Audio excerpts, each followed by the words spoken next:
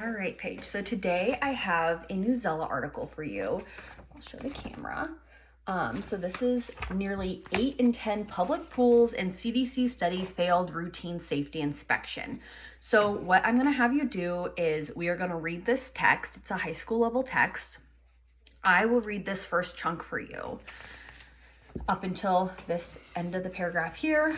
You will take over the rest. Once you're finished, you're going to go ahead and answer these 4 comprehension questions. As you can see, they're multiple choice. I'm going to have you go through and use some of those reading strategies we've really been talking about to help you answer these questions. Okay. So I believe I give you a highlighter. And once we're done reading, you're going to go back through and I will help assist you through this. Go through and use that highlighter to help you find the answers for this comprehension. So I'll get started reading. So summer is right around the corner, and the Center of Disease Control, the CDC, is here to remind you that there's nothing like a dip in a public pool, a place where you might encounter tiny bits of fecal matter, parasites, and chemicals that can irritate your eyes or respiratory tract. A report published Thursday warns that nearly 8 in 10 routine inspections of public pools turned up at least one violation of safety rules. In addition, about 1 in 8 of those inspections found problems so serious that the pools had to be closed immediately. These disheartening statistics are based on 84,000 routine inspections of 48,000 public pools and other aquatic venues in the states of Arizona, California, Florida, New York, and Texas. Researchers focused on these 5 states because they are the home of 40% of the nation's estimated 300,000 public pool and water facilities.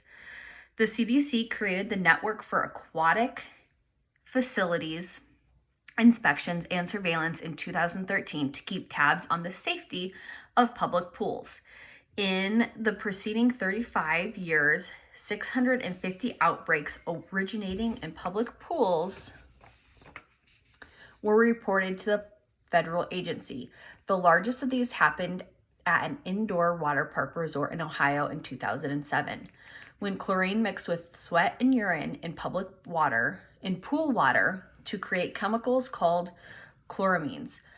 Local health authorities tallied 665 cases of eye and respiratory problems among resort patrons and lifeguards. All right, I'm going to have you read it from there. None of this to say that Americans would be better off if they stayed away from public pools. On the contrary, swimming and other water-based physical activity improves mental and physical health.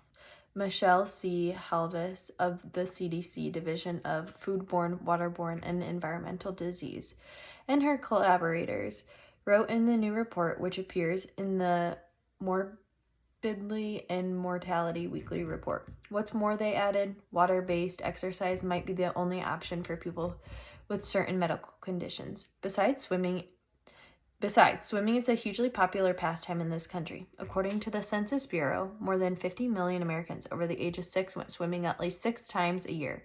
If public pools at water parks, hotels, summer camps, apartment buildings, fitness clubs, or municipal recreation facilities aren't safe, a lot of people could suffer the consequences. This is what prompted the CDC, along with the New York State Department of Health, to develop a model aquatic health code. Halvis and her co-authors set out to test how well the nation's 5 biggest public pool states were measuring up to the code. Here's some of what they found. 79% of routine inspections turned up at least one code violation. The number of violations per inspection ranged from 0 to 21. The median number of violations was 2. 12% of routine inspections found a violation that resulted in immediate closure of the facility. Among the most common violations were problems with pool pH levels, seen in 15% of routine inspection, problems with safety equipment, 13%, and problems with the concentration of disinfectants, 12%. That's nearly 50,000 pools included in the analysis. Aren't always necessarily a representative sample of public pools throughout the country. That means the results reported by the CDC can't be generalized by all states or venues. The study authors cautioned. Even among the 5 pool-heavy states that participated in the study, some counties shared more inspection records than others. Despite these limitations, the findings of this report underscore the need to improve the operation and maintenance of U.S. public aquatic facilities to prevent illness and injury, the study author included. And that's just for the pools that got inspections considered this. Currently, only 68% of U.S. local public health agencies regulate, inspect, or license public aquatic facilities. So what's a swimmer to do? The CDC advises to visit a pool supplier hardware store and stock up on test strips that can measure the pH and disinfectants in the water. A healthy pool has a pH between 7.2 and 7.8.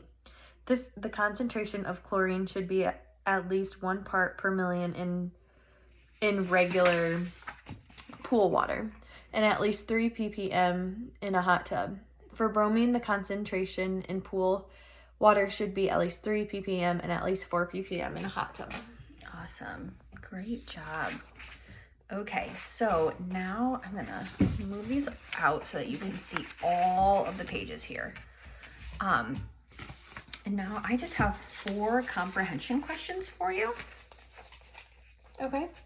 All right, so our first comprehension question, and I am going to kind of guide you here. There's a lot of statistics on this page. I think you're going to find a lot of your answers here. So with a lot of statistics.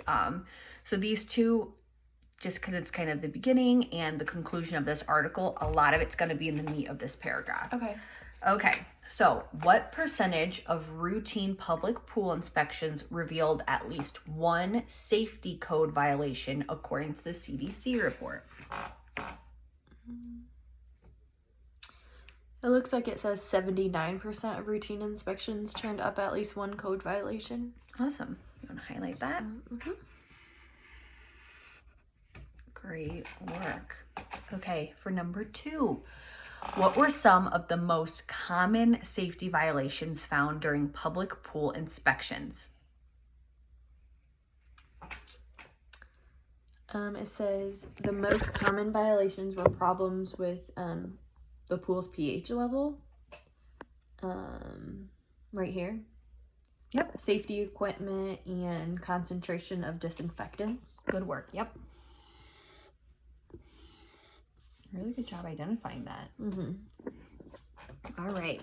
So the next question, number 3, says, why can't the results of this CDC analysis be generalized to all public pools in the United States?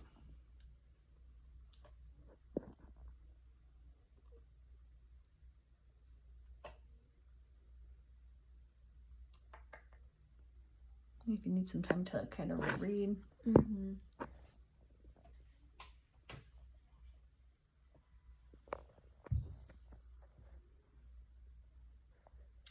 So it says right here that nearly 50,000 pools included in the analysis aren't necessarily a representative sample of public pools throughout like the whole country. Yep, I think that's great. Okay. And so kind of what that shows us is we really kind of infer that information is that the sample size is kind of what they're looking at there compared to the whole United States and all the pools available. All right. And then your last question here is, what steps does the CDC recommend swimmers take to ensure that a pool is safe before entering it?